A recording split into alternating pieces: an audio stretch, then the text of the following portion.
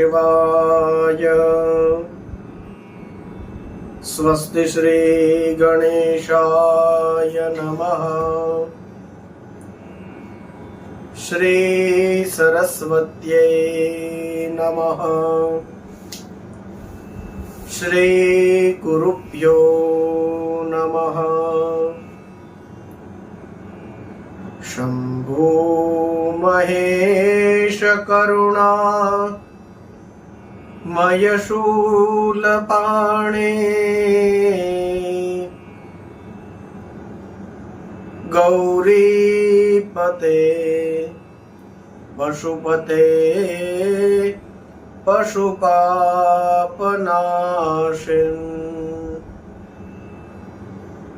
काशीपते करुणया जगदेकदेका।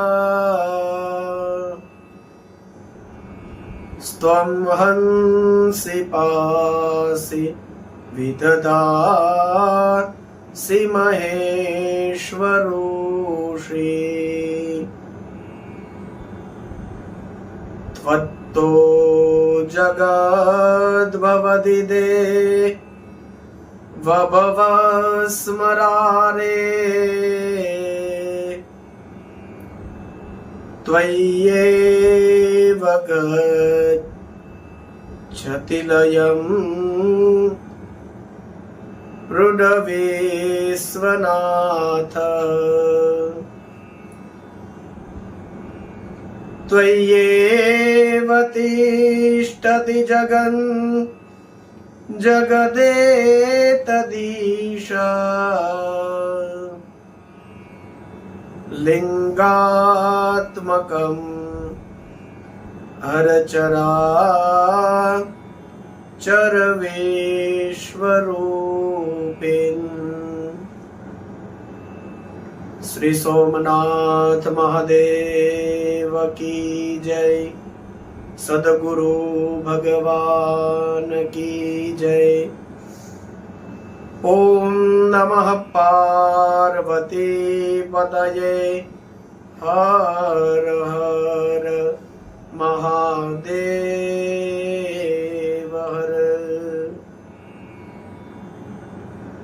सौराष्ट्रे सोमनाथं च श्रीशैले मल्लिकार्जुनम्। उज्जैन्यं महाकाल ओंकारं ममलेश्वर। परल्यं वैद्यनाथं च डाकिन्यां भीमशंकरम्। सेतुबन्धे तु रामेशम् नागेशं दारुकावने। वाराणस्यां तु विश्वेशां त्र्यम्बकं गौतमी तटे। हिमालये तु केदारम् दृशमेशं च शिवालये। एतानिर्ज्योतिर्लिङ्गानि सायं प्रातः पठेन्नर। सप्तजन्म कृतं पापं स्मरणेन विनश्यते। मृत्युंजय महादेव त्राहि मां शरणागतम्। जन्म मृत्यु जरा व्याधि पीडितं कर्म बंधने। श्री सोमनाथ महादेव की जय। आप सभी को सप्रेम जय श्री कृष्ण, जय सिया राम, ओम नमः शिवाय। आप सभी को प्रणाम। आइए सभी को सादर शिव स्मरण कराता हुआ आज के सत्संग में हम शिव पुराण के रुद्र संहिता में ही तीसरे खंड, जिसका नाम पार्वती खंड है, उसका यत्किंचित दर्शन करें और भगवान भोलेनाथ और मैया पार्वती के साथ उनका जो विवाह हुआ उसकी कथा का पूर्ण रूप हम दर्शन करें। कथा प्रवाह आपके स्मरण में ही होगा। रुद्र संहिता का जो दूसरा सती खंड है उसकी हमने कथा सुनी और उसमें दक्ष कन्या जो सती है वे फिर पिता के यज्ञ में जाकर के अपने शरीर का त्याग करती है और अंत में लिखा है कि वे फिर पुनः हिमालय की पत्नी मेना के गर्भ से उत्पन्न हुई थी। यह बात प्रसिद्ध है। और फिर वहां भी उन्होंने तपस्या करके गौरी शिवा ने भगवान शिव को पति के रूप में प्राप्त किया था और उनके वाम अंग में स्थान प्राप्त किया था। जैसे कि गोस्वामी तुलसीदास जी कहते हैं, वाम अंग च विभावती भूधर सूता देवा। तो फिर माता पार्वती ने उनका वाम अंग में स्थान प्राप्त किया और फिर उन्होंने अद्भुत लीलाएं करी है। वहीं से श्री नारद जी ब्रह्मा जी को पूछते हैं, तो प्रारंभ इस कथा से होता है और यह पूरा तृतीय जो पार्वती खंड है वह इसी कथा को समर्पित है। तो नारद जी ने कहा कि दक्ष कन्या जगदम्बा सती फिर किस तरह से हिमालय गिरिराज जो हिमालय है उनकी पुत्री बनकर के प्रकट हुई है और किस तरह से उन्होंने अत्यंत उग्र तपस्या करके पुनः शिव जी को पति के रूप में प्राप्त किया। तो हे परमपिता ब्रह्मा, आप उस पर अच्छी तरह से प्रकाश करें। तो नारद जी ने बड़े प्रेम से भगवान शिव का यह चरित्र पूछा तो ब्रह्मा जी प्रसन्न हुए। उन्होंने कहा कि हे मुनि, हे नारद, आप सबसे पहले पार्वती माता के जन्म और उनके विवाह और अन्य भक्तिवर्धक जो पावन चरित्र है उसको सुनिए। ऐसा है कि उत्तर दिशा में पर्वतों के राजा हिमवान नाम के महान पर्वत है। यहां पर हमको कालिदास की भी याद आती है, उनका भी स्मरण होता है, जिन्होंने कुमार संभव नामक काव्य लिखा। तो उसमें भी प्रारंभ ही यहीं से हिमवान से किया है कि उत्तर दिशा में हिमालय नाम का नगाधिराज महान पर्वत है। अस्ति उत्तरस्याम दिशि देवतात्मा हिमालयो नाम नगाधिराज। वहीं से उन्होंने कुमार संभव का प्रारंभ किया था। तो यह उत्तर दिशा में पर्वतों के राजा हिमालय है, महातेजस्वी है, समृद्धिशाली है। उनके दो रूप प्रसिद्ध है, एक रूप जो वह स्थावर रूप है और दूसरा जो वह जंगम है। तो जंगम रूप से उनकी पुत्री बनकर के पार्वती माता पधारी है और जो स्थावर रूप है वह कहते हैं कि वह विविध प्रकार के रत्नों का जैसे वह खजाना ही है। जिस पर्वत का हम बद्रीनाथ केदारनाथ में जाते हैं और दर्शन करते हैं तो वह भी हिमालय का ही भाग है।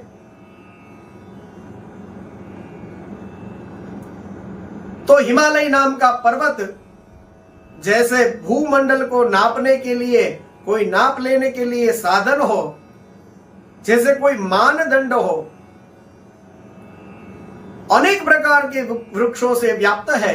सिंह, व्याघ्र आदि कई प्रकार के पशु सुखपूर्वक उसका सेवन करते हैं। बर्फत का तो जैसे वहां पे भंडार है। देवता, ऋषि, सिद्ध, मुनि उस पर्वत का आश्रय लेकर के ब्रह्म आराधन करते हैं। और ब्रह्मा जी ने कहा भगवान शिव को हिमालय बहुत प्रिय है, अत्यंत पवित्र है। महात्माओं को भी पवित्र करने वाला यह पहाड़ तपस्या में अत्यंत शीघ्र फल देने वाला है, सिद्धि देने वाला है। तो साधकों को इन चीजों का खास ख्याल रखना चाहिए और इसको ध्यान से सुनना चाहिए। साधकों को शीघ्र ही सिद्धि देने वाला हिमालय पर्वत है। और मैं तो ऐसे कई साधकों को जानता भी हूं, आप लोग भी जानते होंगे कि जो वर्ष में एक बार हिमालय की उस सन्निधि में जाकर के वहां रहते हैं और वहां जाकर के जो अपना जप, तप, पाठ आदि अनुष्ठान होता है वह वहां जाकर साल में एक बार जाते हैं और करते हैं। तो हिमालय के बीच में जाना मतलब क्या हुआ? तो जैसे आप बद्रीनाथ चले गए, केदारनाथ चले गए, तो आपकी चारों ओर तो हिमालय ही है। तो यही हिमालय जाना हुआ। तो इस तरह से कई साधक ऐसे हैं जो चले जाते हैं और उसका शायद यह कारण हो कि यहां पर शिव पुराण में लिखा है कि तपस्या में वह अत्यंत शीघ्र सिद्धि देने वाला है। शिव पुराण के अनुसार भगवान विष्णु का वह अविकृत अंश है। और श्रीमद् भगवद गीता में भी स्थावर आणाम हिमालय कहकर के भगवान श्री हरि ने अपने मुख से हिमालय को अपनी विभूति बताया है। तो इस वजह से वह शैलराज यानी पहाड़ों का राजा गिरिराज साधु संतों को भी अधिक प्रिय है। भगवान की ही विभूति है, इस वजह से अधिक प्रिय है। कहते हैं एक समय गिरिवर हिमवान अपनी कुल परंपरा की स्थिति और धर्म वृद्धि के लिए देवताओं और पितरों के पास गए हैं और उन्होंने जाकर के स्वयं के विवाह करने की इच्छा व्यक्त करी है। दिव्य इस नगाधिराज ने उसके बाद में फिर देवताओं ने प्रेम से पितरों के पास जाकर के कहा कि हे पितरों, आपकी जो यह पुत्री मैना है उसका विवाह आप हिमवान के साथ कर दीजिए। पितरों की कन्या, उसका नाम था मैना। तो पितरों ने प्रसन्नता पूर्वक, उनको 3 पुत्रियां थी, तो उन 3 में से एक यह मैना थी। दूसरी पुत्री जो थी उसका नाम धन्या है और तीसरी जो थी उसका नाम कलावती था। तो यह कहा गया कि पितरों की पुत्रियां हैं। वास्तव में तो शिव पुराण यह कहता है कि यह बस ऐसा कहा जाता है कि यह पितरों की बेटियां हैं। असल में तो यह पितरों की मानसी पुत्रियां हैं। इनका जन्म किसी माता के गर्भ से नहीं हुआ है। तो लोक व्यवहार में ऐसे ही कहा जाता था कि यह पितरों की और स्वधा की बेटियां हैं। तो यह तीनों बहनें एक समय भगवान विष्णु का दर्शन करने के लिए श्वेत द्वीप में गई थी। श्वेत द्वीप में जब भगवान विष्णु का वे दर्शन कर चुकी और बैठी थी, उस समय वहां पे सनकादिक ऋषि मुनि आए। उनको देख करके, क्योंकि वे सबसे बड़े हैं, पूर्वजों के भी पूर्वज है, तो इस वजह से सब लोगों ने उठ करके उनको आदर सम्मान दिया, सबने प्रणाम किया। अब सब खड़े हो गए, सबने प्रणाम किया, लेकिन यह तीनों बहनें जो है वह वैसे ही बैठी रही।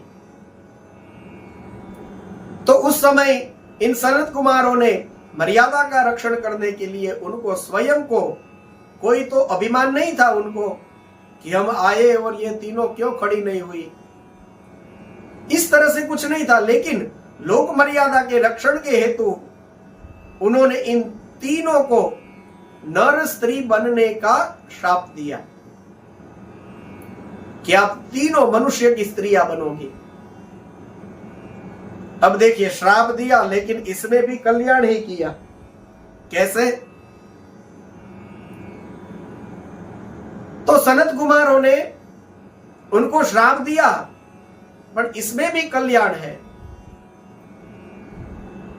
तो फिर बाद में सनत कुमारों को पता चला कि यह तीनों बैठ करके प्रार्थना कर रही थी, इसलिए वे खड़ी नहीं हुई। तो फिर उन तीनों का शोक दूर करने के लिए, उनकी प्रसन्नता को बढ़ाने के लिए यह वरदान भी दिया और कहा कि तुम तीनों में से जो सबसे बड़ी है वह हिमगिरी, हिमालय की पत्नी होगी, और उनके यहां स्वयं जगत जननी जगदम्बा पार्वती उनकी बेटी बनकर पधारेगी। और दूसरी जो कन्या है जिसका नाम था धन्या, तो वह राजा जनक की पत्नी होगी, और उस धन्या के यहां साक्षात महालक्ष्मी ही सीता के स्वरूप में अवतार लेकर के आएगी, और वह सीता रामचंद्र जी को वरेंगी, और वह सीता जी की माता बनेगी, वह धन्या। तो धन्या को सीता जी की माता बनने का सौभाग्य प्राप्त होगा। और जो तीसरी थी जिनका नाम कलावती है, लिखा है वह द्वापर के अंतिम भाग में वृषभानु नाम के वैश्य की पत्नी होगी, और उनकी प्रिय पुत्री का नाम होगा राधा। तो शिव पुराण में भी राधा जी का उल्लेख है, तो वह जो है वह राधा नाम से विख्यात होगी। इस तरह से तीनों को, जो मैना, धन्या और कलावती है, इन तीनों को इस तरह से महान पुत्रियों की माता बनने का दिव्य आशीर्वाद दे करके सनत कुमार वहीं पर अंतर ध्यान हो गए। अब बाद में तो जब हिमालय का विवाह हो गया मैना के साथ, तो फिर हिमवान अपने घर गए हैं, वहां पर दिव्य उत्सव हुआ है। अपने घर में जब रह रहे थे तो एक समय विष्णु आदि समस्त देवता गए हैं हिमवान के घर। हिमवान ने सबका प्रेम से सत्कार किया है और कहने लगे कि आज मेरा जन्म सफल हो गया। तो हिमगिरी का यह वचन सुन करके देवता सब प्रसन्न हुए हैं, और देवताओं ने कहा कि हे हिमालय, आप हम सब लोगों का वचन सुनिए, यह बड़ा ही हितकारी है और सबका मंगल करने वाला है। हे गिरिराज, जो जगदम्बा उमा दक्ष कन्या सती के रूप में प्रकट हुई थी और रुद्र की पत्नी बनकर के सुदीर्घ काल तक इस भूतल पर क्रीड़ा करी थी, वही अंबिका सती अपने पिता से अपमानित होकर के, अनादर प्राप्त करके उस यज्ञ में जल करके वे भस्म हो गई थी। और वे ही सती पुनः आपके घर में यदि प्रकट हो जाए तो देवताओं का महान लाभ हो सकता है। तो ये सारी बात सुन करके हिमालय तो मन में अत्यंत प्रसन्न हो गए और कहा कि यदि ऐसा हो तो फिर यह तो बड़े सौभाग्य की बात है। तो फिर देवताओं ने उनको बड़े आदर से उमा को प्रसन्न करने की विधि बताया है और स्वयं सभी उमा की शरण में गए हैं। सब मिलकर के देवी मां की स्तुति करने लगे हैं और इस तरह से स्तुति करके फिर अपने हृदय में शुद्ध प्रेम रख करके सभी देवता वहां से विदा हो गए। इस तरह से जगत जननी देवी मां की स्तुति करके उनके दर्शन की आकांक्षा से सभी देवता वहां पर खड़े रहे हैं। जगत जननी देवी दुर्गा उनके सामने प्रकट हुई। सभी देवता बड़े प्रसन्न हो गए। देवताओं ने स्तुति करी। उसके बाद में फिर कहा कि हे देवी, आप दक्ष की पुत्री के रूप में अवतीर्ण होकर के रुद्रदेव की वल्लभा हुई थी और दूसरे देवताओं के महान दुख का आपने निवारण किया और उसके बाद में आप स्वधाम पधारे। अब आप भूतल पर फिर से रुद्रदेव की पत्नी बने और यथा योग्य ऐसी लीला करें जिससे सभी देवताओं को सुख प्राप्त हो। यदि आप ऐसा करेंगी तो कैलाश पर्वत पर निवास करने वाले रुद्रदेव भी सुखी हो जाएंगे और आप ऐसी कृपा करें कि सब लोग सुखी हो जाए। तो फिर उमा ने कहा कि मैं रुद्रदेव के संतोष के लिए जरूर अवतार लूंगी और लौकिक गति का आश्रय लेकर के हिमालय की पत्नी मैना की मैं पुत्री बनूंगी। तो आनंद से भरे हुए विष्णु आदि समस्त देवता उस दिशा को प्रणाम करके देवी मां जैसे ही अंतर ध्यान हुई, सभी देवता लोग अपने अपने धाम चले गए और फिर सभी देवता लोग हिमालय और मैना को आराधना करने का उपदेश देने लगे। हिमालय और मैना दोनों ही भारी तपस्या करने लगे। बड़ी प्रसन्नता से शिव सहित शिवा देवी की पूजा करने लगे हैं। प्रेम पूर्वक उन्होंने शिवा में चित्त पिरा करके 27 वर्ष तक तपस्या करी है। तो फिर जगन्मयी जगदम्बा उमा अनुग्रह करने के लिए उन दोनों के सामने प्रकट हुई है और उमा देवी ने प्रत्यक्ष दर्शन दे करके कहा कि हे महासाध्वी मैना, मैं आपकी तपस्या से प्रसन्न हूं। तुम्हारे मन में जो अभिलाषा हो मुझसे मांग लो। मैना ने तो प्रत्यक्ष प्रकट हुई उन कालिका देवी को देखा है और कहा कि इस समय मुझे आपका दर्शन हुआ, मैं आपकी स्तुति करना चाहती हूं। तो फिर दिव्य स्तुति करी है। उसके बाद में कहा कि हे देवी, आप मेरी पुत्री और रुद्रदेव की पत्नी हो जाइए। तो फिर ब्रह्मा जी कहते हैं नारद जी को कि मैना की इस तरह की बात को सुन करके प्रसन्न हृदया उमा देवी ने उसका मनोरथ पूरा करने के लिए कहा कि जरूर मैं तुम्हारे यहां पुत्री बन करके आऊंगी, पर पहले तुम्हें 100 बलवान पुत्र होंगे। उसमें से एक सबसे ज्यादा बलवान और प्रधान होगा और उसके बाद में आपकी भक्ति से संतुष्ट होकर के जरूर मैं आपकी पुत्री के रूप में प्रकट होंगी। तो इसी तरह से माता जी ने कहा, वही हुआ और मैना और हिमालय के यहां 100 बलवान पुत्र उत्पन्न हुए। उनमें से जो सबसे बड़ा था उसी का नाम था मैनाक और उस मैनाक ने समुद्र के साथ उत्तम मैत्री बांधी है। और जो भी सुंदरकांड की कथा को जानते हैं, रामचरितमानस के वे सब जानते हैं कि हनुमान जी जब जानकी जी की खोज के लिए गए हैं तो सबसे पहले समुद्र के द्वारा कहने से मेनाक ही वहां पर हनुमान जी के विश्राम के लिए समुद्र के बीचों बीच प्रकट हुआ था। और हनुमान जी ने उनको कहा कि राम के कार्य के लिए मैं निकला हूं, मोही कहा विश्राम।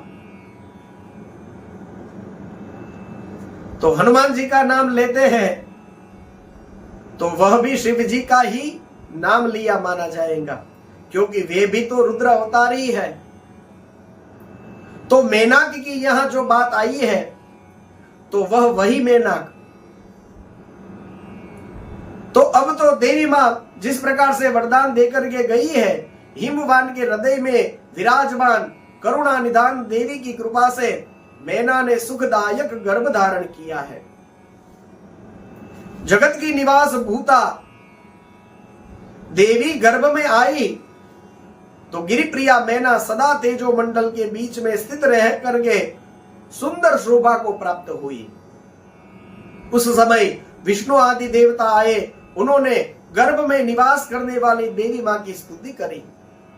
स्तुति करके सब अपने अपने धाम चले गए। और जब 9वां महीना पूरा हुआ और 10वां भी पूरा होने को आया, उस समय जगदम्बा कालिका ने समय पूर्ण होने पर गर्भस्थ शिशु की वह अवस्था जब पूरी होती है तो जिस प्रकार से प्राकृत बालक जन्म लेता है, उसी प्रकार देवी मैना के गर्भ से जन्म लिया है। बोलिए जगदम्बा मात की जय, पार्वती मात की जय। अब तो देवी मां ने मैना के सामने ही महातेजस्वी कन्या होकर के लौकिक गति का आश्रय लेकर के मां जगदम्बा रोने लगी। सभी स्त्रियां वहां पर हर्ष से नाचने लगी है। मनोरमा कन्या के दर्शन करके गिरिराज हिमालय तो अतिशय आनंद में मग्न बने। कुल के अनुरूप सभी लोगों ने उनको पर्वत की पुत्री है इसलिए पार्वती कहकर के पुकारने लगे हैं। और माता ने कालिका को वह तप करने के लिए रोका था तो उसमें कोई मां ऐसा कहा था, तुम तपस्या करने मत जाओ, यह कहा था। तो इस वजह से उनका नाम उमा भी हुआ। आगे जाकर के उमा के नाम से ही वे प्रसिद्ध हुई। उन्होंने प्रसन्नता पूर्वक चित्त को एकाग्र करके श्रेष्ठ गुरु के पास विद्या भी पढ़ी है और सारी जो पूर्व जन्म की विद्याएं उनके पास थी वह वैसे ही उनको प्राप्त हो गई। जैसे शरद काल में हंसों की पंक्तियां अपने आप ही स्वर्ग गंगा के तट पर पहुंच जाती है, यानी वह अकस्मात ही आ जाते हैं, किसी को बुलाना नहीं पड़ता। बस उसी तरह से माता जी को भी सारी विद्याएं उपस्थित हो गई। तो देवी मां को भी हिमालय यह पढ़ाते हैं, उनको भी गुरुकुल भेजा है। तो यह पुराणों से ऐसी ऐसी चीजों को पकड़ते हैं, तब हमको पता चलता है कि ऐसा बिल्कुल भी नहीं था पूर्व काल में कि बेटियों को पढ़ाते नहीं थे। हम ये कहते हैं या हम सोचते हैं कि पहले के समय में बेटियों को ज्यादा पढ़ाते नहीं थे, बिल्कुल गलत है। देखिए इसमें ही लिखा है, ऐसा कुछ भी नहीं था। स्वयं हिमालय ने कुमारी पार्वती को गुरुकुल में पढ़ने के लिए भेजा था। पूर्व काल में बेटियों को नहीं पढ़ाते थे, ऐसा कुछ नहीं था, बेटियों को भी पढ़ाते थे। तो आजकल तो यह सब चलता भी नहीं है। और कोई ऐसा चाहे, किसी के मन में यदि ऐसा हो कि हमको इस बेटी को नहीं पढ़ाना है, तो ये थोड़ा अपने दिमाग से निकाल दीजिए, ऐसा कुछ नहीं है। मैंने पहले भी कहा था, फिर याद दिला दूं बेटे बेटियों में किसी भी प्रकार का कोई भेद हमको करना नहीं चाहिए। जिसमें जितनी योग्यता है भगवान की कृपा लेकर के उसका जन्म हुआ है, और जो आया है वे अपना भाग्य लेकर के आई है। अपनी तरफ से उनको पढ़ाने लिखाने का संपूर्ण प्रयत्न सभी माता पिताओं को करना ही चाहिए। और आजकल तो देखिए हर क्षेत्र में बेटियां कितनी आगे हैं, तो यह बड़े आनंद की बात है, हर्ष की बात है। तो वैसे देखा जाए तो ऐसा भी नहीं कि केवल बेटियों का ही गर्व किया जाए और बेटे कुछ नहीं है, ऐसा भी नहीं है। लेकिन सबको समान अवसर प्राप्त होना चाहिए, मुख्य बात यह है। जैसे बेटे पढ़ते थे, हमने सुना है, पढ़ा है, कृष्ण भगवान, राम भगवान सब गुरुओं के आश्रम में पढ़ने के लिए गए थे। तो इसी तरह से यहाँ देवी माँ भी श्रेष्ठ गुरु के पास एकाग्र चित्त के द्वारा विद्या पढ़ने के लिए बैठी है। ये अलग बात है कि अवतार होने के कारण पूर्व जन्म की उनकी सारी विद्याएं उनके पास, जैसे मैंने कहा कि तालाबों के तट पर या स्वर्ग की गंगा के तट पर हंसों की पंक्तियां अपने आप आ जाती है बिना बुलाए स्वतः, बस ऐसे ही सारी विद्या देवी मां के समक्ष उपस्थित हो गई। अब कहते हैं एक समय की बात है, श्री नारद जी भगवान महादेव की प्रेरणा से प्रसन्नता पूर्वक हिमालय के घर गए।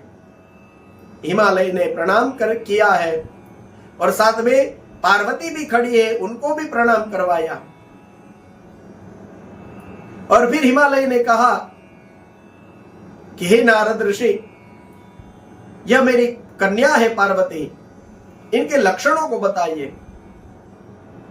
तो फिर नारद ऋषि ने पार्वती के सर्व प्रकार के सुंदर लक्षणों की बात करके फिर कहा कि इसके हाथों की एक रेखा ऐसी है, विलक्षण है, कि इसको ऐसा पति प्राप्त होगा जो योगी होगा, निर्गुण और निष्काम होगा, उसके माता पिता नहीं होंगे, उसको मान सम्मान की कोई चिंता नहीं होगी और वे सदा अमंगल वेश में रहेंगे।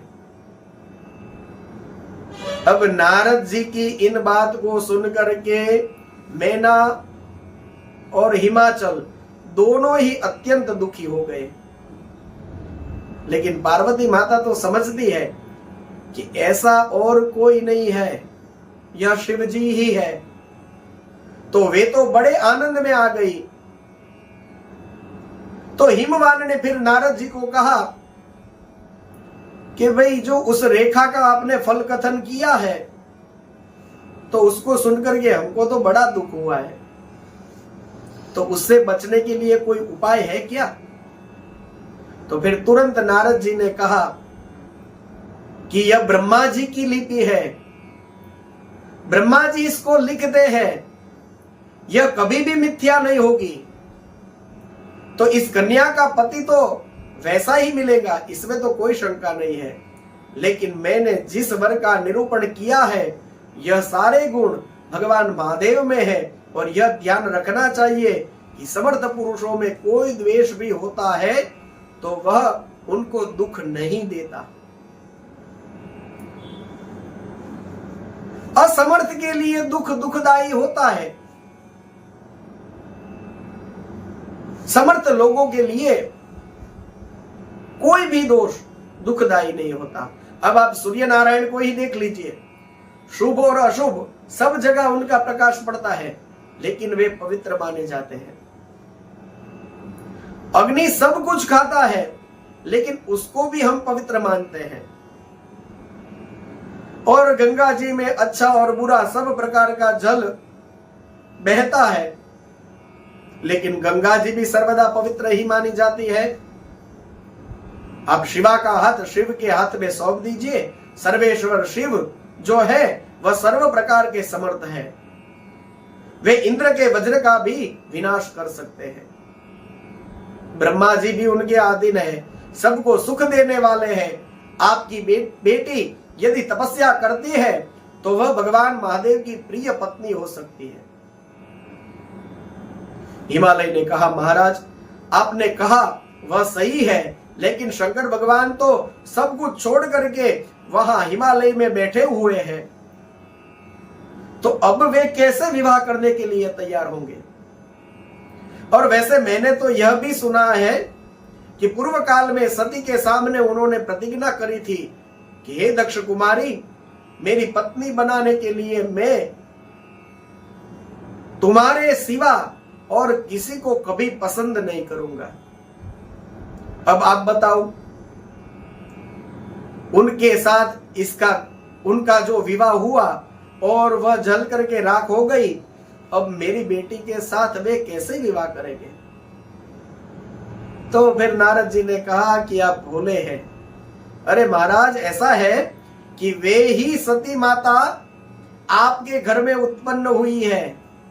आप बिल्कुल भी चिंता न करें, आपकी पुत्री उनकी ही पत्नी है, तो शिवा ही आपके घर पर यहां पर बेटी बनकर के पधारी है। हिमवान और मैना दोनों ही संदेह रहित हो गए और प्रसन्नता पूर्वक श्री नारद जी स्वर्ग लोक में चले गए। हिमवान भी आनंद से युक्त होकर के अपने भवन में प्रवेश कर गए हैं। तो एक बार मैना ने पूछा हिमवान से कि महाराज, यह जो नारद ऋषि ने कह करके गए हैं, ये मेरी समझ में बात आई नहीं है। यदि घर बार सब कुछ हमारे घर के अनुरूप हो, हमारी पुत्री के अनुरूप हो, तभी मैं अपनी पुत्री का विवाह उस वर के साथ करूंगी, क्योंकि मेरी पार्वती मुझे प्राणों से अधिक प्यारी है। तो फिर हिमवान ने समझाया मैना को कि चिंता मत करो, जो भी उसके भाग्य में लिखा है वही होगा। अभी तो हम इतना ही करें, आप अपनी पुत्री को समझाइए, हे मैना, उसको तपस्या के लिए तैयार करिए। तो फिर मैना ने कहा कि अवश्य मैं अपनी पुत्री को तपस्या के लिए तैयार करूं, लेकिन उसके सुकोमल अंग पर मेरी जब दृष्टि होती है तो मुझे बड़ा कष्ट होता है, व्यथा होती है। इतनी कोमल मेरी बेटी है, मैं उसको तपस्या जाने के लिए कैसे कहूं? तो उसी समय वहां पर पार्वती जी आई है और कहा कि हे मैया, आपको व्यथा होती है, लेकिन आप मेरी बात सुनो, आप बहुत समझदार हो। रात में जब मैं सोई थी तो जब सवेरा होने लगा, ब्रह्म मुहूर्त आया, तो उस समय मैंने एक स्वप्न देखा है। उसमें एक बड़े दयालु और एक तपस्वी ब्राह्मण ने आकर के मुझे शिव की प्रसन्नता के लिए उत्तम तपस्या करने के प्रसन्नता पूर्वक आदेश दिया है। पुत्री के स्वप्न को देख करके हिमालय भी बड़े प्रसन्न हुए और गिरिराज ने कहा कि पिछली रात मुझे भी एक स्वप्न आया है, तो मैं जो कहता हूं वह भी आप सुन लो। एक उत्तम तपस्वी थे, नारद जी ने जितने वर के लक्षण कहे थे, उन लक्षणों से युक्त शरीर उन्होंने धारण किया था। और इतने में तो वे मेरे नगर के पास तपस्या करने के लिए आए और उनको देख करके मुझे बड़ा आनंद हुआ। मैं अपनी बेटी को साथ में लेकर के उनके पास गया और मुझे ज्ञान हुआ कि नारद जी ने जो जिस शंभु की बात करी है वे ये ही है। तो मैंने उनकी प्रार्थना भी करी कि मैं ये मेरी पुत्री की आपकी सेवा के लिए लाया हूं, आप इसका स्वीकार करें। लेकिन उन्होंने उस बात को माना नहीं।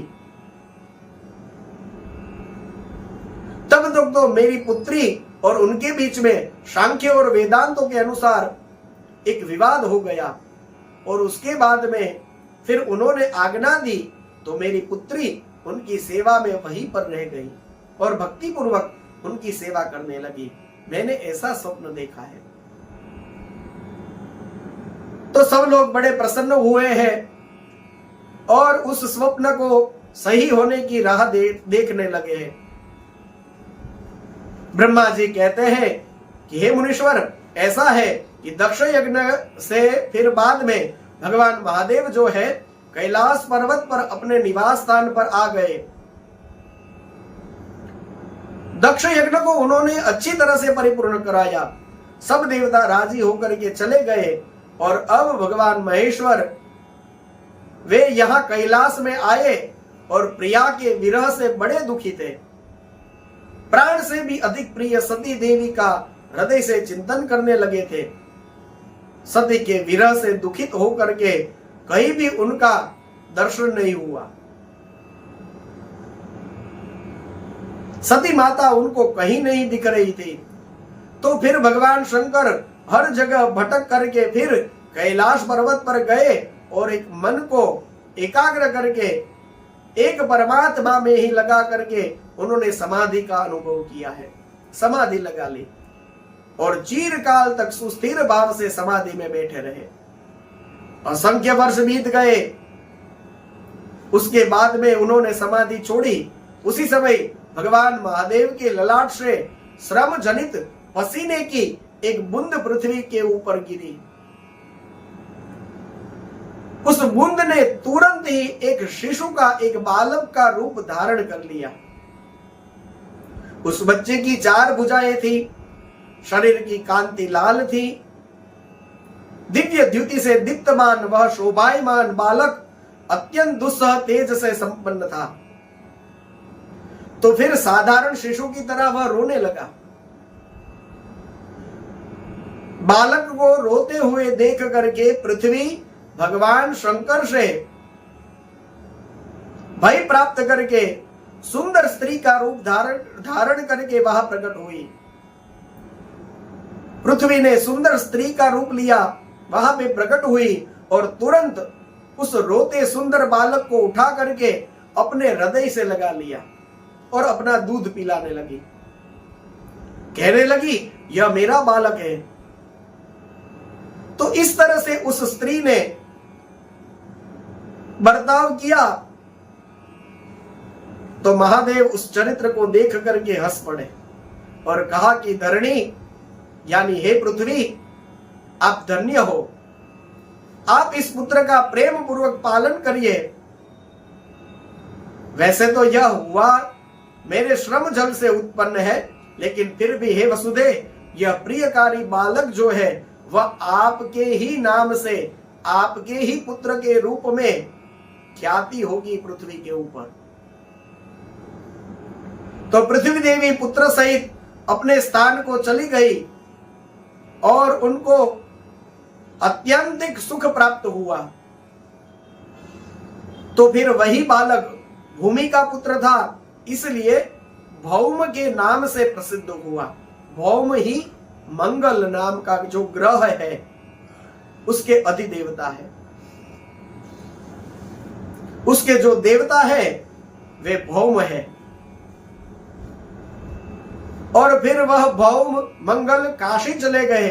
वहां उन्होंने भगवान महादेव की दीर्घ काल तक सेवा करी है और विश्वनाथ की कृपा से उनको यह भूमि कुमार मंगल को ग्रह की पदवी प्राप्त हुई। तो यह मंगल की उत्पत्ति की, भौम की उत्पत्ति की छोटी सी कथा यहां बीच में बताई है। अब तो भगवान शंभु ने अपने मन को एकाग्र करने के लिए फिर से तपस्या करने का विचार किया और वे नंदी आदि अपने जो थोड़े शांत पार्षद थे उनको साथ लेकर के हिमालय के उत्तम शिखर पर, जहां गंगा अवतरण हुआ, जहां पर गंगोत्री है, उस तीर्थ में चले गए हैं। गंगासर से पहले भूतल पर वहीं पर अवतीर्ण हुई थी जितेंद्रिय हर भगवान महादेव ने वहीं पर रह करके अपनी तपस्या का प्रारंभ किया। अब जैसे ही शिव जी का हिमालय में आगमन हुआ तो हिमवान वहां पर पधारे हैं और उन्होंने बड़े प्रेम से उनका स्वागत किया, सुंदर स्तवन किया है और कहा कि हे महेश्वर, आप मुझे अपना दास समझे, मुझे अपनी सेवा में रखिए। तो फिर भगवान महादेव ने कहा कि हे शैलराज, तुम्हारे इस प्रदेश में मैं एकांत में तपस्या करने के लिए आया हूं। आप ऐसा प्रबंध करिए कि यहां मेरे निकट कोई आने न पाए, तो यह मेरी सबसे बड़ी सेवा होगी। तो तुरंत ही हिमवान ने कहा कि देवेश, आप किसी भी प्रकार की विघ्न बाधा के बिना यहां आराम से तपस्या करिए, और मैं आपका दास हूं। आप जो भी आज्ञा देंगे उस तरह मैं करता रहूंगा। तो फिर हिमवान अपने घर पर चले गए प्रणाम करके, और उन्होंने सबको आदेश दे दिया कि मेरे आदेश से इस स्थान में कोई भी यहां पे नहीं जाएगा। तो इसके बाद में फिर शैलराज हिमालय ने तो वह नित्य फल फूल आदि लेकर के भगवान हर के उनके पास शिव जी को के पास जाते प्रणाम करते हैं, और साथ में अपनी जो कन्या काली है उनको भी वे साथ ले गए हैं। प्रेम से फूल फल आदि समर्पित करके स्तुति सेवा करके उन्होंने कहा कि मेरी यह जो कन्या है मैं आपकी सेवा में समर्पित करता हूं। मेरी बेटी की भी इच्छा है आप भगवान चंद्रशेखर की वह सेवा करें, और इसके साथ उसकी तो जो सखी है सहेलियां है वह भी आपकी सेवा में यहां रहेंगी। हे नाथ, हे महादेव, यदि आपका मुझ पर अनुग्रह हो तो इन सबको अपनी अपनी सेवा में रखिए। तो फिर भगवान महादेव ने उस मनोहर कन्या को देख करके अपनी दोनों आंखों को बंद कर दिया और अपने त्रिगुणातीत अविनाश परम तत्वमय उत्तम रूप का ध्यान करने लगे। सर्वव्यापी जटाजूटधारी वेदांत वैद्य चंद्रकला विभूषण शंभु ध्यान में बैठ गए। तो फिर हिमाचल ने मस्तक नवा करके उनको प्रणाम किया और संशय में पड़ गए कि क्या शंभु मेरी इस प्रार्थना का स्वीकार करेंगे कि नहीं करेंगे। तो फिर भगवान महादेव ने कहा कि ऐसा है कि आप अपनी इस कुमारी कन्या को अपने घर पर ही रखिए और आप अकेले ही नित्य मेरे दर्शन के लिए आया करिए, नहीं तो आपको मेरा दर्शन नहीं होगा। तो जब महेश्वर ने ऐसी बात करी तो फिर काली आगे आई और उन्होंने कहा कि क्या मैं आपकी सेवा की योग्य नहीं हूं। तो वृषभध्वज ने कहा कि ऐसा नहीं है, असल में तो यह तपस्वियों के तप में विघ्न पड़ता है। जब उनके आसपास ऐसी कोई सुंदर स्त्री हो, और इसका अर्थ यह भी करना है कि कोई बहन बेटी तपस्या कर रही है, कोई व्रत कर रही है, तो उसके आसपास में कोई सुंदर पुरुष हो, यह भी उसकी तपस्या में विघ्न करने का एक निमित्त बन सकता है। इसलिए तपस्वियों को, जो स्त्री या पुरुष तपस्या करना चाहते हो, उनको कोशिश करनी चाहिए कि यह उनके अलावा जो वहां कोई और साधक स्त्री या पुरुष के रूप में ना हो, तो उसका जो तप और अनुष्ठान है वह कम से कम इस मामले में निर्विघ्नतया पूर्ण हो जाता है।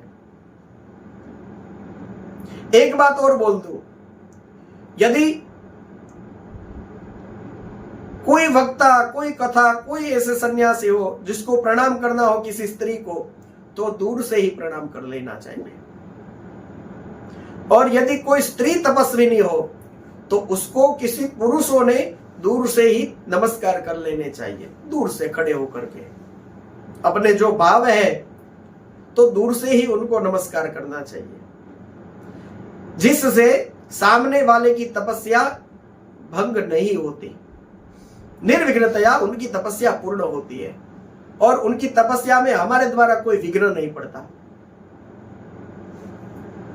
तो इस तरह से भगवान महादेव ने कहा तो फिर हिमवान चुप हो गए, लेकिन पार्वती देवी ने कहा, भगवान शिव के साथ उन्होंने संवाद किया। तो महेश्वर को भवानी ने कहा कि आप तपस्वी होकर के गिरिराज को ऐसी बात क्यों कह रहे हैं? आप तो ज्ञान विशारद हो, मुझे यह पूछना है आपको, आप तो तपशक्ति संपन्न है, आप बड़ी भारी तपस्या कर रहे हैं, तो इस प्रकृति से क्यों डरते हैं? प्रकृति तो बड़ी सूक्ष्म चीज है। तब महेश्वर ने कहा कि मैं उत्कृष्ट तपस्या के द्वारा उस प्रकृति का नाश कर देता हूं और तत्वतः प्रकृति रहित शंभु के रूप में स्थित रहता हूं। सत्पुरुषों को कभी भी और कहीं भी प्रकृति का संग्रह नहीं करना चाहिए, लोकाचार से दूर रहना चाहिए और निर्विकार रहना चाहिए। अब जैसे ही भगवान महादेव ने यह बात करी तो फिर काली थोड़ा मन में ही हंस पड़ी और कहा कि हे कल्याणकारी प्रभु, आपने अभी जो मेरे साथ बात करी, यह वाणी जो है वह प्रकृति के अंतर्गत नहीं आती क्या? आपकी जो वाणी है वह भी प्रकृति के अंतर्गत ही है।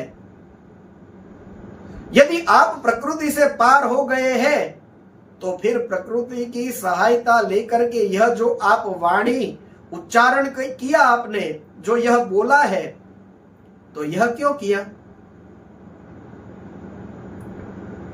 आपने इन सर्व बातों का विचार करके तात्विक दृष्टि से जो यथार्थ बात हो वह कहिए।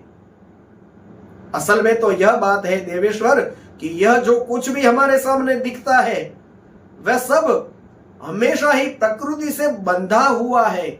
इसलिए आपको ना तो कुछ बोलना चाहिए, यदि प्रकृति से बाहर रहना चाहते हैं तो ना ही कुछ बोलना चाहिए और ना ही कुछ करना भी चाहिए,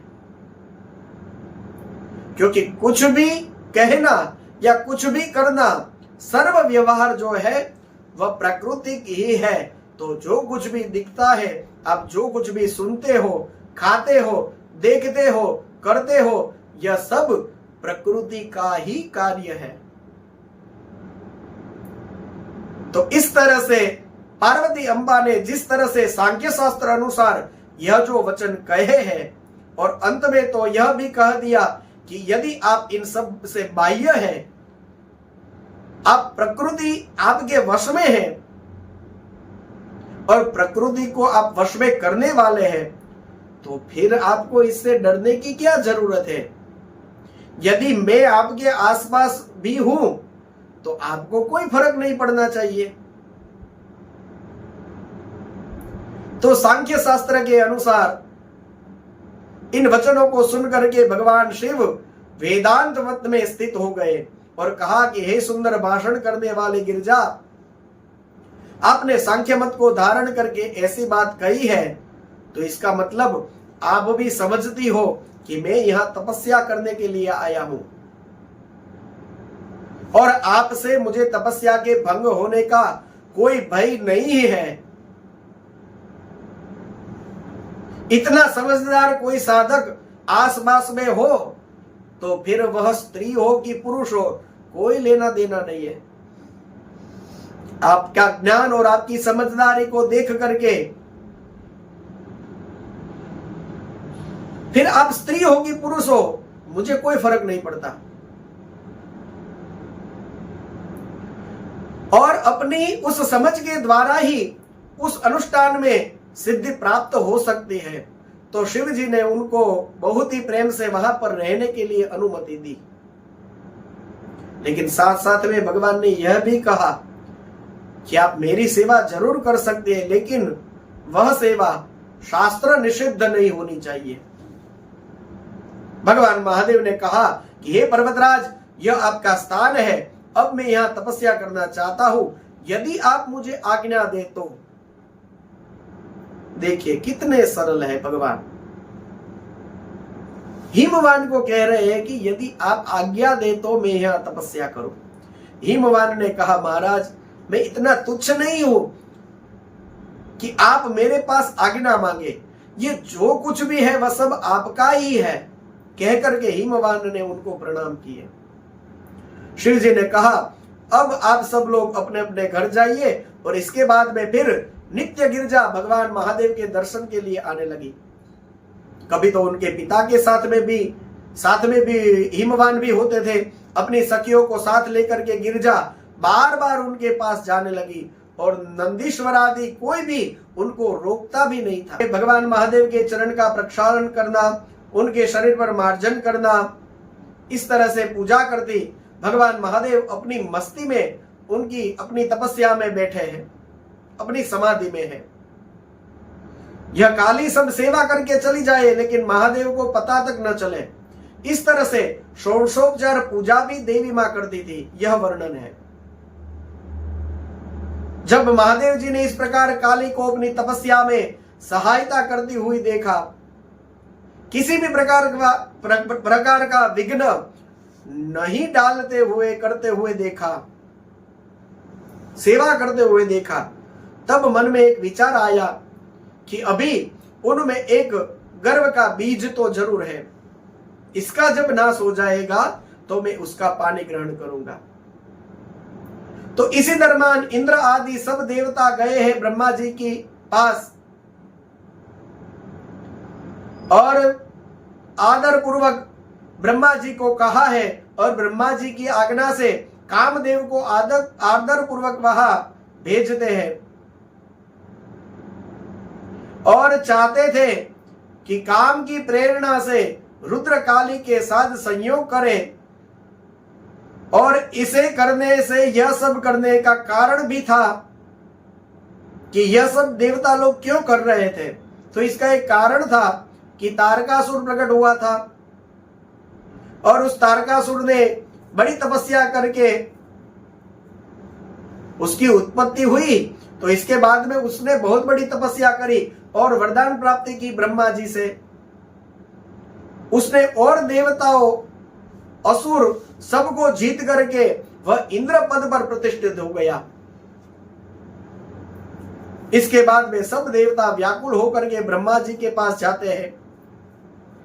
ब्रह्मा जी ने कहा सबको कि देखिए और कोई उपाय नहीं है। तो देवताओं ने पूछा कि यह तारकासुर मरेगा कैसे? तो ब्रह्मा जी ने कहा कि और तो कोई उपाय नहीं है, एक उपाय है। बोले क्या? तो ब्रह्मा जी ने कहा यदि शिव जी का कोई पुत्र उत्पन्न हो तभी यह तारकासुर मरेगा। आपको कैसे पता? देवताओं ने पूछा। ब्रह्मा जी ने कहा मैंने ही वरदान दिया है। जब मैंने ही कहा कि वरदान मांग लो तो उसने कहा कि शिव जी का बेटा मुझे मारे। अब शिव जी की पत्नी सती माता तो कब से दक्ष यज्ञ में जल करके खाक हो गई है और वह शिव जी अकेले कैलाश में बैठे हैं, समाधि में बैठ गए हैं, तो वहां उनका पुत्र कहां से उत्पन्न होगा? और उनका पुत्र नहीं होगा तो फिर वह तारकासुर मरेगा कैसे? इसलिए तारकासुर ने कहा कि मैं मरूं। पहले तो उसने यही कहा जैसे हर असुर कहते हैं कि मैं मरूं नहीं, मैं मरूं नहीं, लेकिन ऐसी शर्त बीच में रख दी कि अब वह कभी मरेगा नहीं। और ब्रह्मा जी से उसने सर्व प्रकार से अजय होने का वरदान प्राप्त करके अब देखिए इंद्रासन पर बैठ गया। तो ये असुर लोग जो है वो बड़ी कठोर तपस्या करते हैं और जब देवता प्रसन्न होते हैं तो मांगते हैं क्या? कहते हैं मैं मरूं नहीं। तो तारकासुर ने भी यही कहा, लेकिन ब्रह्मा ने कहा कि ऐसा नहीं हो सकता। तो फिर उसने मांगा कि शिव का पुत्र हो तो उसी के हाथों मेरी मृत्यु हो। तो फिर यह वरदान उसको था, इसलिए उसको कोई मार नहीं सकता था, वो इंद्र पद पर बैठ गया था। तो फिर यही लीला थी कि हिमालय और मैना की पुत्री के रूप में, पार्वती के रूप में प्रकट हुई। यह पार्वती और शिव जी का विवाह हो जाए तो जरूर कुछ हो सकता है। तो इसीलिए देवताओं ने यह उद्योग कर रहे हैं कि शिव और पार्वती का विवाह हो जाए तो फिर कोई चिंता नहीं है। तो ब्रह्मा जी ने कहा कि कामदेव को भेजिए। जब पार्वती शिव की सेवा कर रही हो तब कामदेव कुछ करे, शिव की समाधि छूटे तो हो सकता है। अभी तो मैं तारकासुर को स्वर्ग से पृथ्वी लोक पर भेज देता हूं तो आपको अभी तो स्वर्ग वापस मिल जाएगा। तो फिर ब्रह्मा जी आए हैं तारकासुर के पास और उसको समझा बुझा करके उसको स्वर्ग से नीचे पृथ्वी में भेज दिया और वह शोणितपुर में जाकर के राज्य करने लगा। इधर भगवान शंकर जिस प्रकार से काली को अपनी भार्या बनाने की इच्छा करे, ऐसा करने के लिए सब देवता लोग विचार करने लगे हैं। शिव की सेवा में जिस तरह काम मूलक रुचि हो, ऐसा कोई प्रयत्न किया जाए, तो इंद्र ने यह जिम्मेदारी कामदेव को सौंपी है। कामदेव को बुलाया और कामदेव को कहा कि तुम भगवान महादेव की जो समाधि है उसमें भंग करो, शिव जी को मोह प्राप्त करा दो। तो फिर कामदेव तो अपने अभिमान में मस्त होकर के फिर चला। सती माता के प्रसंग में भी हमने देखा था, तो तब भी वो चला था और वहां जाकर के भगवान महादेव पर उसने अपने बाण चलाए और उसके मन में यह था कि भगवान शंकर के मन में पार्वती के प्रति आकर्षण होने लगे, उनका धैर्य छूटने लगे। शिव पुराण के वर्णन अनुसार कामदेव के बाण ने अपना काम किया और भगवान महादेव को पार्वती के प्रति अपने मन में आकर्षण होने लगा। जैसे ही कामदेव ने बाण का प्रयोग किया तो भगवान महादेव को पार्वती के प्रति आकर्षण होने लगा, धैर्य छूटने लगा। लेकिन जैसे ही महादेव ने देखा कि कामदेव खड़ा है और उसने बाण चलाया है, तो फिर भगवान शिव शंकर संपूर्ण दिशाओं में देखने लगे और उन्होंने अपने वाम भाग में अपने धनुष के ऊपर बाण चढ़ा करके खड़े हुए मूढ़चित मदन कामदेव को देखा और अपनी शक्ति के अभिमान में आकर के वह दूसरा बाण चलाना चाहता था। तब तक तो भगवान महादेव शंकर रूप के ऊपर उसने जैसे ही अमोघ अस्त्र छोड़ा है, दूसरी बार जब उसने बाण छोड़ा तो वह अमोघ अस्त्र था, लेकिन शिव पर चलने वाला नहीं था। शिव जी के पास जाकर तुरंत ही वह शांत हो गया। अब तो काम को बहुत दर्द लगने लगा, वह कंपायमान हो गया। इंद्र आदि समस्त देवताओं का स्मरण करने लगा। दौड़ करके सभी देवता आए हैं, शंभु को प्रणाम करके उनकी स्तुति कर रहे हैं। देवता लोग स्तुति कर ही रहे थे कि कुपित हुए भगवान हर के ललाट में से उसके मध्य भाग में स्थित जो तृतीय नेत्र है, वह तृतीय नेत्र उससे बड़ी भारी मात्रा में आग निकली और तत्काल प्रकट होकर के वह धू धू धू करके बड़े बड़े रूप को प्राप्त हो गई। अभी तो सभी देवता लोग क्षमा करो क्षमा करो क्षमा करो यह बोल रहे थे, तब तक तो उस आग ने कामदेव को जला करके भस्म कर दिया। कामदेव का मरण हुआ।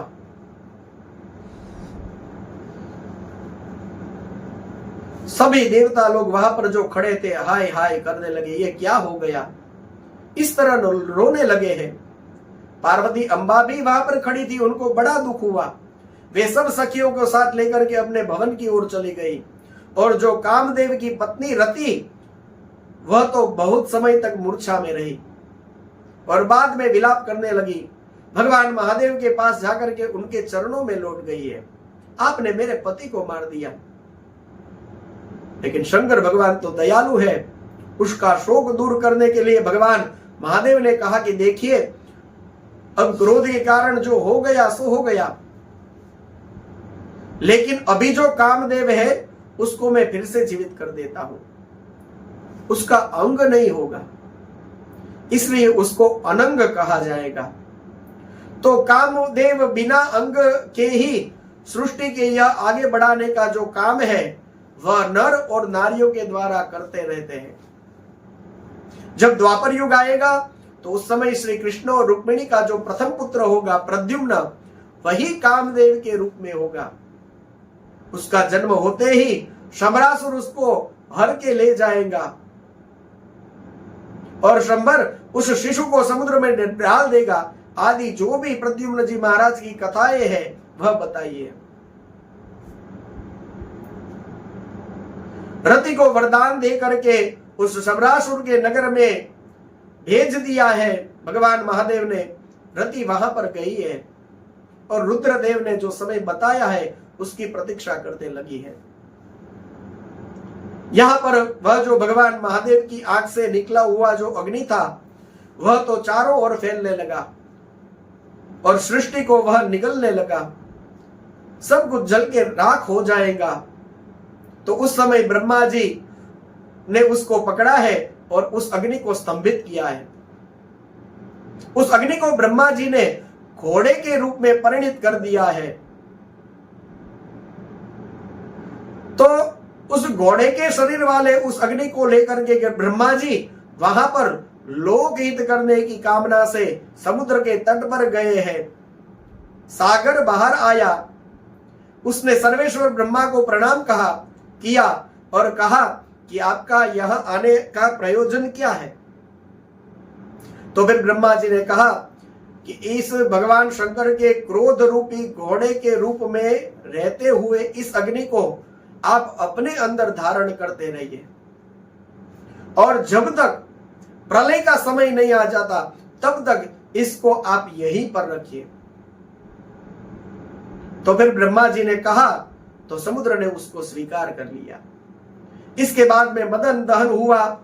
गिरिराज नंदिनी पार्वती देवी ने क्या किया? नारद जी ने प्रश्न पूछा है कि मदन दहन हुआ, कामदेव का दहन हुआ, इसके बाद पार्वती अम्बा ने क्या किया? तो फिर ब्रह्मा जी आगे की कथा सुनाते हैं। कहा कि एक बार इंद्र की प्रेरणा से इच्छा अनुसार घूमने वाले नारद जी हिमालय पर्वत पहुंचे हैं। हिमवान ने प्रेम से स्वागत किया है। महादेव जी के द्वारा कामदेव का दहन हुआ। यह सब बातें हिमवान को बताई है। हिमवान गिरिराज को कहा कि हे शैलेश्वर, आप तो भगवान महादेव का भजन करिए। काली के पास आकर के फिर उनको संबोधित करके नारद जी ने कहा कि हे काली, आप महादेव की सेवा आपने अवश्य ही करी थी, लेकिन वह गर्व युक्त थी। आप कर रही थी और आपके उस गर्व को ही दूर करने के लिए भगवान महादेव ने इस प्रकार की लीला करी है। अब आप सब कुछ छोड़ दीजिए, शिव जी को अपनाने का प्रयत्न करिए। भगवान महादेव के अलावा और किसी को अपना पति मत बनाइए। आप तपस्या करिए, पंचाक्षर मंत्र का अनुष्ठान करिए और इसके द्वारा आप शिव जी को पति के रूप में प्राप्त करेंगे।